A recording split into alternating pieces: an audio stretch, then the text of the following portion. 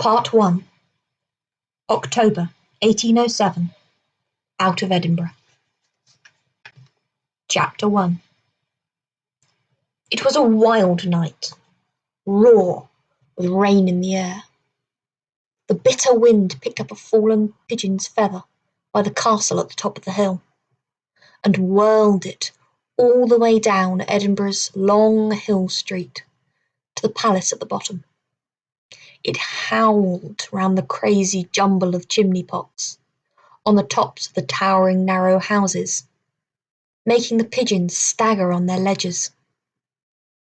Far down below, in the tight little wynds and closes, cats crept for shelter into doorways and under steps, fluffing out their fur. A man and a boy, their shoulders hunched against the cold, were walking down the hill, ignoring the bursts of song and laughter erupting from the taverns. Neither of them spoke, until the man cleared his throat, put a hand on the boy's shoulder, and said, "The question is, John, my boy, what do we do now?" "How should I know?" said John, shrugging off his father's hand. He moved on a step. He was cold, tired, and very hungry, and wanted only to get back to their lodging.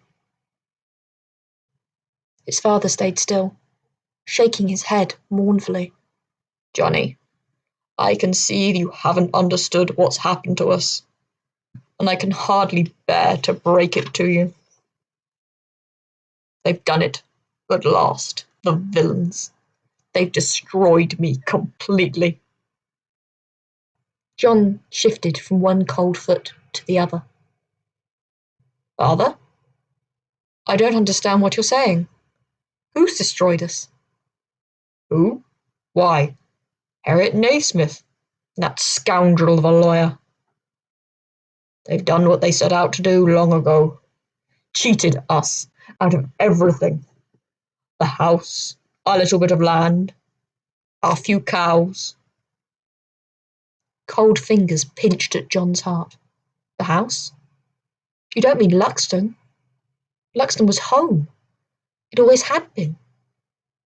"Luxton, yes." Patrick Barr had to clear his throat as he spoke. "They've taken Luxton from us?" Patrick nodded. John stared at him, dazed. He'd been born at Luxton 12 years ago, in the old stone tower house with its thick walls and massive oak door, with a tiny turret on the roof and the arrow slits for windows. "I don't understand. How could we ever lose Luxton? Barrs have always lived at Luxton. It belongs to us." Patrick Barr sighed. "Were you not listening this afternoon, Johnny? Well, I don't blame you if you weren't. 4 hours is an awfully long time to be stuck in a stuffy lawyer's office, going over and round and getting nowhere. But the plain truth is that Harriet Naismith has done for us." He laughed bitterly. "He made up his mind to take Luxton from me a year ago, and he set about it so cunningly. He's ruined me. If we try to fight on, it'll need money, the very substance we are so woefully without." John swallowed hard. He could hardly take in the enormity of what had happened. Luxton, where the old grey walls stood in a flower-studded meadow that ran down to the edge of a small sheltered bay, where he'd fished in every pool, jumped from every rock, fought every boy for miles around, and where his mother and his unnamed baby sister were buried in the kirkyard. Why hadn't he listened more carefully this afternoon as the lawyer droned on? He wouldn't have allowed this to happen. He wouldn't have let it happen. He would have fought back, hard, with his fists if necessary. Another thought struck him. "If we don't have Luxton anymore," he said, "where are we to live?" What are we going to do? That's just what I was asking you, his father said, with solemn satisfaction at the coincidence. Not for the first time, John felt a rush of exasperation with his father. How could you have let them do it? He said, trying to keep the quaver out of his voice. Patrick Barr spread his hands helplessly. I wish I knew myself. Mortgages, bond notes, credits, debits, interest, deeds, covenants. Who can understand it all anyway? The wind, even stronger now, was penetrating through John's woolen coat. But it wasn't the cold that was making him shiver.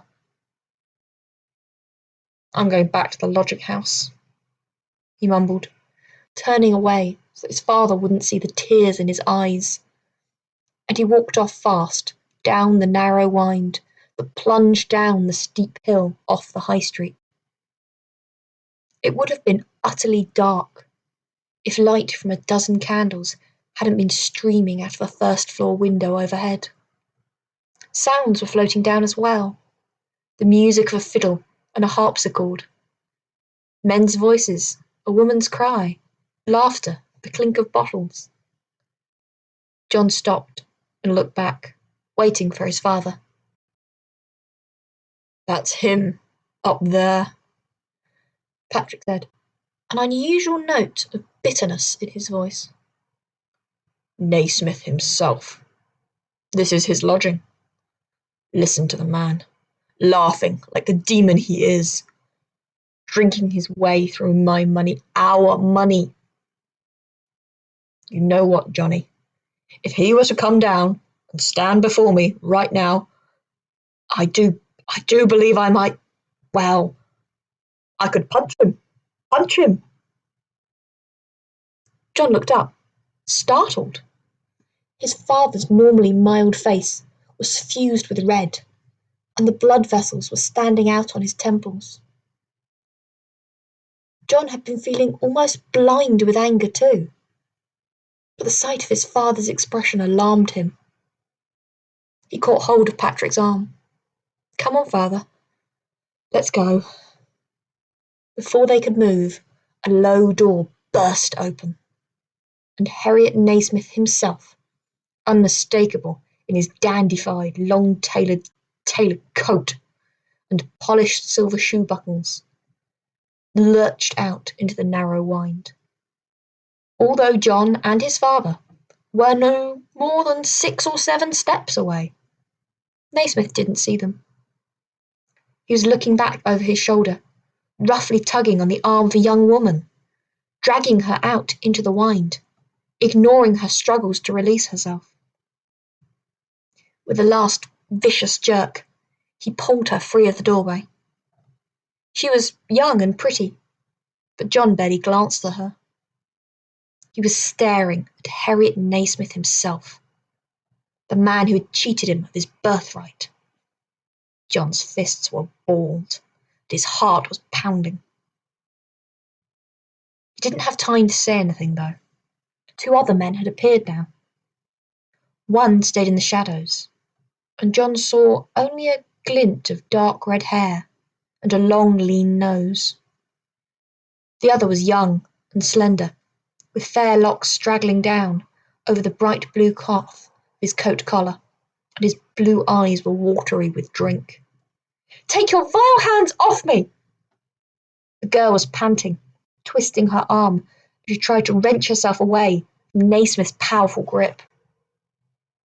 It was a jest, Harriet, the young man said nervously. I didn't mean to, but let's play on. I'll bet my horse against my sister. What could be fairer than that? You lost her, Sweeney. I won her. It was all in the cards. She's mine now. I am not! The young woman shouted. How dare you set me as a stake? Put me down! Let me go! The fury in her voice seemed to goad young Sweeney. He set his weak mouth and plunged forwards, trying to knock Naismith down. His blow was feeble but lucky. It sent Naismith rocking on his heels, and the girl managed to shake herself free. "You wicked creature!" she shouted at her brother. "My uncle will hear about this!" And, wrapping her cloak round her shoulders, she pushed past John and his father and darted up the Wynd towards the high street. Naismith, looking after her, caught sight of Patrick Barr. He stared at him through bleary eyes, and a slow smile spread across his flushed face. "A very good evening to you," he said mockingly, wobbling as he tried to make a low bow. "Allow me to present myself. The new master of Luxton, at your service." You, choked Patrick, starting forward. But before he could reach Naismith, young Sweeney, whose temper was now at last aroused, came in to deliver another blow.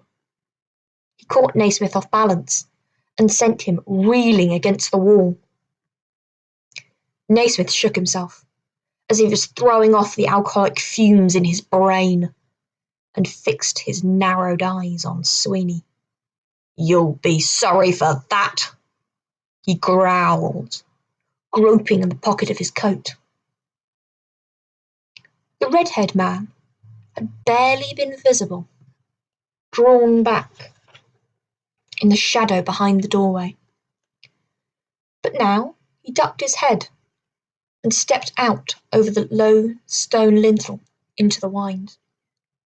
"For heaven's sake, Harriet," he said urgently, "stop this foolery. Now's not the time to make yourself conspicuous." But he spoke too late. John saw the light glint on something in Naismith's hands. A second later, Naismith's arm had lunged forward. Sweeney gave a little cry, then doubled over and slowly crumpled to the ground. "Come away, Johnny," Patrick whispered in John's ear, pulling him. The red-haired man had been leaning over Sweeney's body, but now he straightened up. "You're a fool, Harriet," he said scornfully. "He was the fool, Creech. He insulted me. He tried to cheat me too," Naismith said drunkenly. John, backing up the Wynd behind his father, looked over his shoulder and saw that Harriet's face had gone a sickened white. Then his eyes were drawn to Creech, the red-haired man, who was staring intently at Patrick's departing back. "Murder!" Creech shouted suddenly at the top of his voice. "Help! A man's been stabbed! The villains are getting away!" John felt his father start with shocked surprise, and his hand closed convulsively on his arm. "Run, Johnny! Quick, run!" he whispered. Panic in his voice infected John. He obeyed, instinctively, hurtling out of the Wynd in the wake of his father, who was already pounding down the high street on winged feet. Behind him, he could hear windows being flung open, voices shouting, and footsteps running on the cobblestones. "A man with a boy! Yes, an unprovoked attack!" he heard Creech's penetrating voice say. "Up that way, towards the high street. If you're fast, you'll still catch them."